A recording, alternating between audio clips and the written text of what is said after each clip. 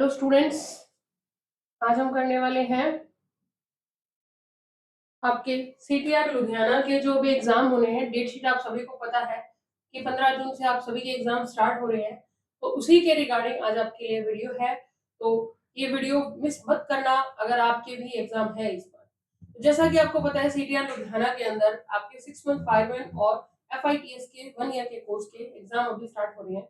तो आपने क्या पढ़ा है, क्या नहीं पढ़ा, आपको सिलेबस के बारे में अभी तक नहीं पता है, तो इस क्लास में आपको सारा सिलेबस बता दिया जाएगा कि क्या होगा, पेपर कैसे होंगे, पेपर को अटेम्प्ट कैसे करना है आपको, ये सारी चीजें आपको आज इस क्लास में बताई जाएंगी।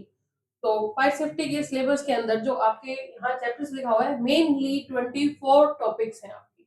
पूरा कंप्लीट सिलेबस जो है आपका 24 टॉपिक्स के अंदर बाउंड होता है। तो आप यही करेंगे हम नेक्स्ट।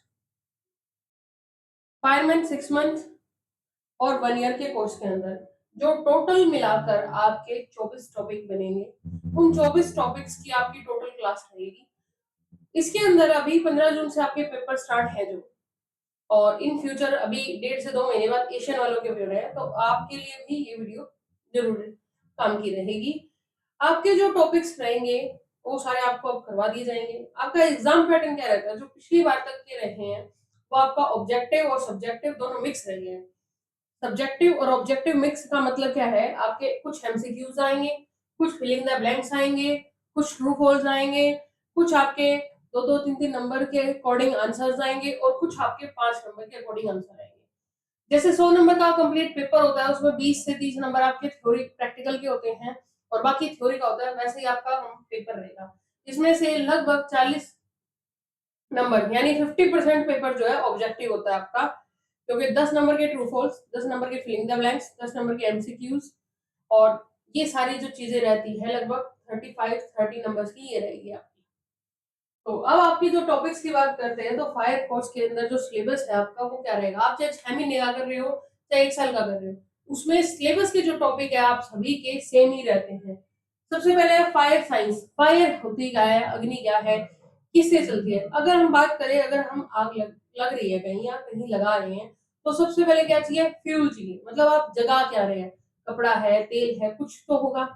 दूसरा चाहिए आपका जो है ऑक्सीजन, ऑक्सीजन के साथ ही वो जगेगी।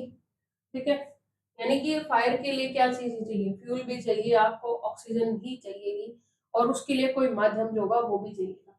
नेक्स्ट है क्लासिफिकेशन ऑफ फायर। फायर किस टाइप की है, किस टाइप से हम लगाते हैं, कपड़े की है, ऑयल की है, पानी की है, किस टाइप, मतलब आप किस चीज से बुझाओगे, केमिकल से। और एक्सटिंग्विशमेंट का मतलब क्या है, फायर को बुझाने के लिए, आग बुझाने के लिए आप किस चीज का यूज करेंगे।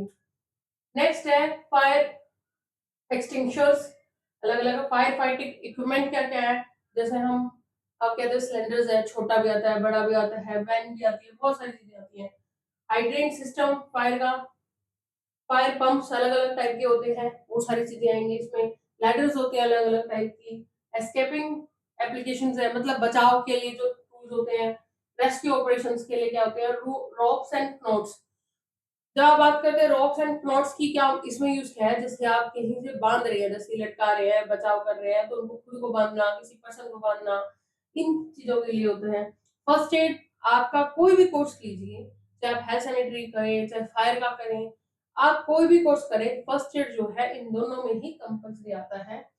इंडस्ट्रियल सेफ्टी, यानी कोई इंडस्ट्री है तो उसके अंदर हम एस्केपिंग का कैसे यूज कर सकते हैं, मतलब फायर से अगर बाय चांस कहीं आग लग जाए इंडस्ट्री के अंदर, तो उस फील्ड में हम कैसे बचाव कर सकते हैं। डिजास्टर मैनेजमेंट, कोई डिजास्टर ना हो और डिजास्टर हो भी जाए तो उसको मैनेज कैसे करें हम, वो चीजें। फायर प्रिविलेशंस, मतलब आग से बचाव के जो तरीके हैं वो। बिल्डिंग फायर सेफ्टी, जैसे उसका, अब जो मेन गेटवे है उसके अलावा कोई एक एक्स्ट्रा गेटवे हो, एक्स्ट्रा रास्ता हो, मतलब एक तरह कह सकते हैं, बैकडोर कह सकते हो, कि आग लग जाए तो उस दुर्घटना के टाइम हम कैसे दूसरा रास्ता मैनेज करें, वो चीज हो। जैसे आप बसों में भी देखते हो, फायर के लिए स्पेशली अलग से एक रास्ता अर्जेंट इमरजेंसी का होता है। Fire detection and alarm system होते हैं जो। वाटर सप्लाई होती है फायर फाइटिंग के टाइम में। Foams and special fire fighting agents होते हैं। ब्रीथिंग अपर्चर्स, यानी कि ब्रीथिंग की टेक्निक्स, अगर जैसे सांस टूट जाए तो उसको कैसे बचा सकते हो, उस टाइम क्या कर सकते हैं।